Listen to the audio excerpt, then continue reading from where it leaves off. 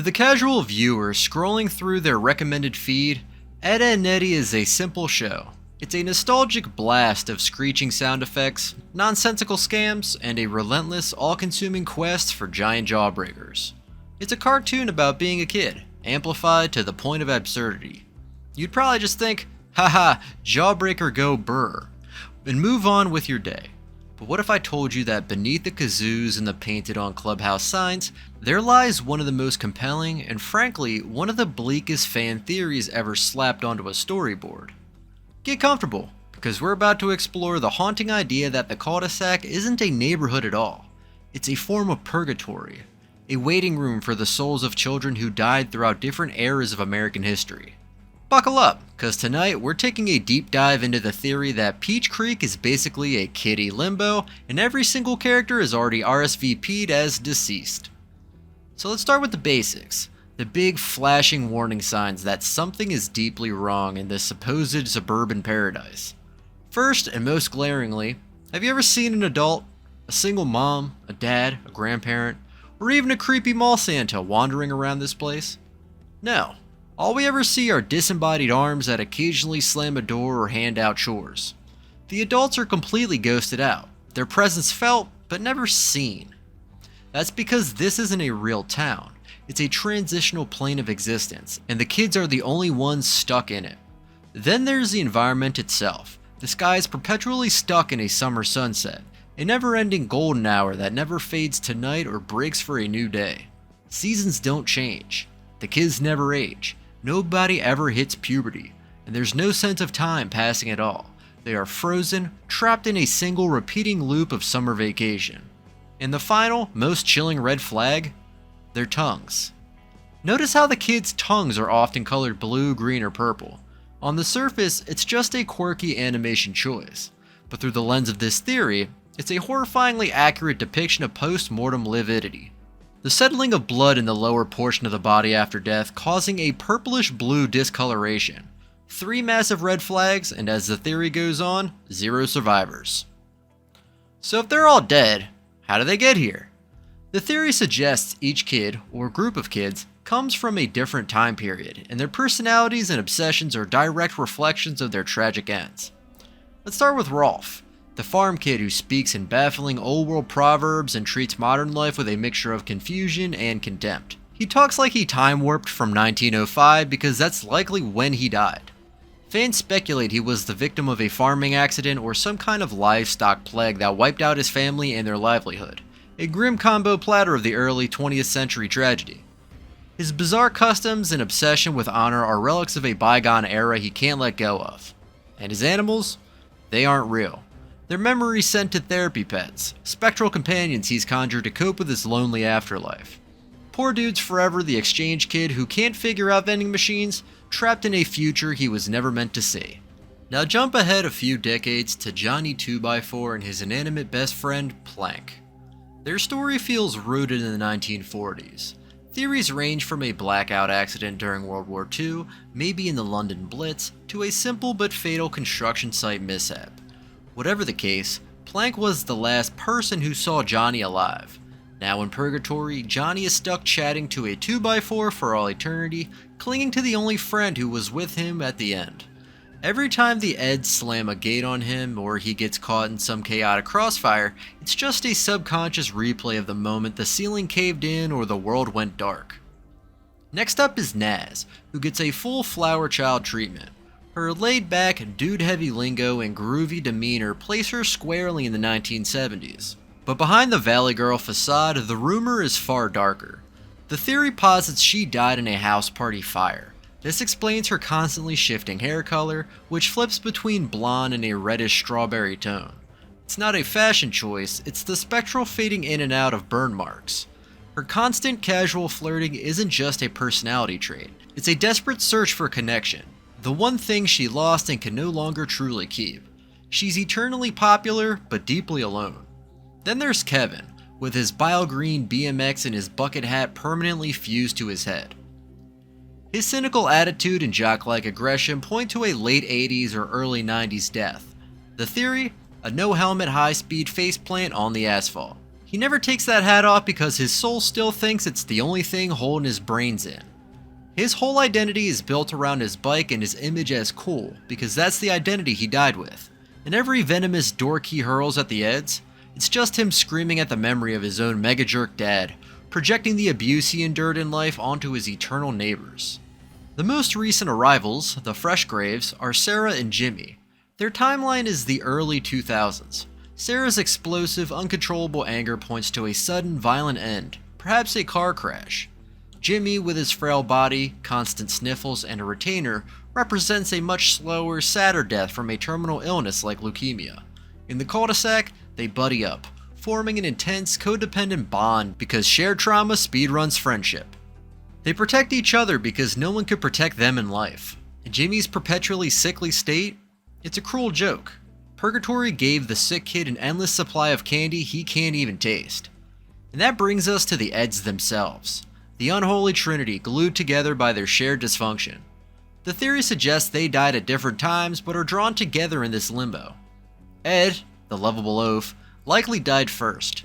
His obsession with B-horror movies and life in a messy basement ends with a chilling scenario. His dad, fed up, removes the basement stairs, trapping him. He dies in a lock-in, his mind stewing in the horror movie marathon that became his reality. Ed, or Double D, the anxious intellectual, represents a death born from parental neglect disguised as ambition. His parents, known only through sticky notes, pushed him relentlessly. He likely died from an asthma attack, suffocating behind a stack of library books while trying to be the perfect student, with no inhaler and no one around to help. And Eddy? His desperate need for cash and respect leads back to one person, his older brother. The same abusive, manipulative brother we finally meet in the movie Big Picture Show. Eddy's death was likely a big brother beatdown that went too far. He died trying and failing to win the approval of his tormentor. Now in Purgatory, he continues the same desperate scams, trying to prove he's a somebody. This Purgatory glues them together because misery truly does love company. So if the cul-de-sac is Purgatory, who's running the show? Enter the Kanker Sisters. They aren't just bullies, they are the wardens of this place. They are demon probation officers, or perhaps succubi, designed to torment the souls of the damned. Notice how they can seemingly teleport, invade locked trailers, and appear out of nowhere? They don't play by the rules because they are the rules. Their entire purpose is to inflict misery and snuff out any flicker of hope.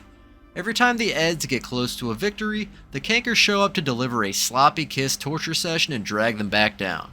They're a living, breathing reset button of despair. Each sister can even be seen as a walking deadly sin, perfectly tailored to torture the Eds. Marie, with her blue hair and snarling attitude, is wrath. May, with her buck teeth and simple-minded cravings, is gluttony. And Lee, the leader, with her obsessive pursuit of Eddy, is lust. Their trailer, parked on the outskirts of this world, is basically a food truck of eternal disappointment. Okay, quick pause. If your childhood just folded in on itself like a cheap lawn chair, do me a favor and smash that subscribe button. This is the kind of nostalgic nightmare fuel we specialize in. And while you're at it, drop a comment and tell me which kid you think has the absolute worst afterlife gig. I read everything and your misery might just get featured in a future video. Once you start looking for it, the evidence is everywhere. Little breadcrumbs you definitely missed as a kid. Think about Eddy's stash of dirty magazines under his mattress. It's not just a gag, it points to a deeply ingrained abusive role model-induced sexual confusion learned from his brother. Or consider Double D's meticulously clean fish tank that contains 0 fish. It's a perfect sterile environment with no life in it, a symbol of a life without oxygen, a world without substance. Remember Rolf's chickens that randomly explode off screen, or his pig that gets devoured for a sandwich? It's played for laughs, but it's also a form of agricultural failure PTSD, a constant absurd reminder of how his farm, his family, and his entire world were lost. Even the central object of their desire, the jawbreaker, becomes a cosmic joke. It's a piece of candy so enormous that you literally can't swallow it. It represents a state of eternal, unfulfilled desire, a happiness that is always in sight but forever out of reach. You can chase it, you can lick it, but you can never have it. It's the perfect symbol for Purgatory. This all culminates in the 2009 movie Big Picture Show. The film ends with Eddy's brother getting his comeuppance, and for the first time, all the kids finally accept the Eds. They skip home together, sharing a jawbreaker. It looks wholesome, like a happy ending. But in the context of the Purgatory theory, it hits like a reset button. This act of forgiveness doesn't set them free, it just reboots the loop, preparing them for another cycle. The final shot is an endless orange sky, an endless road, and in the distance, the Kankers are still there, grinning. Check, check, check. The nightmare continues. Of course, someone eventually asked the show's creator, Danny Antonucci, about this theory. He laughed it off, dismissing it as just a fan theory. But for the true believers, that denial only poured rocket fuel on the fire. It's seen as a cover-up, a creator protecting the innocent legacy of his work. Every time an adult says it's just a cartoon, 1,000 teens rewatch it frame by frame, hunting for coffin-shaped hedges or other hidden clues. The genius of the theory is that it works, whether it was intentional or not. Either the writers accidentally built the most structurally sound Purgatory in animation history, or they knew exactly what they were doing and left us breadcrumbs the size of, well, jawbreakers. So how do you sleep after learning your favorite comfort cartoon might actually be a sprawling animated cemetery? Ed, Edd n Eddy's my personal favorite all-time cartoon, and it's kind of ruined my day. First, remember that stories are mirrors. Whether intentional or not, the cul-de-sac reflects real-world struggles like abuse, neglect, social anxiety, and illness. This theory gives a name to the melancholy that was always hiding just beneath the surface of the show. Second, rewatch it with friends. Shared laughter is a powerful tool that can nuke almost any sense of dread. The show is still funny, and enjoying it doesn't mean you have to ignore the darkness. You can appreciate it on both levels. And third, write your own ending. That's the beauty of fan culture. Create fan art, write fan fiction, do whatever you need to do to reclaim the narrative and give these kids the peace they were denied. Or just hit the stop button before the credits roll and freeze frame on a rare moment of the Eds just smiling. Happiness still counts, even if it's only temporary. If this video twisted your nostalgia into a pretzel, drop a like and subscribe for more cartoon nightmare fuel. Let me know what your thoughts are in the comments. If you were trapped in the cul-de-sac, would you risk a cancer kiss for a chance to escape? I'm your host. I'll see you in the next loop.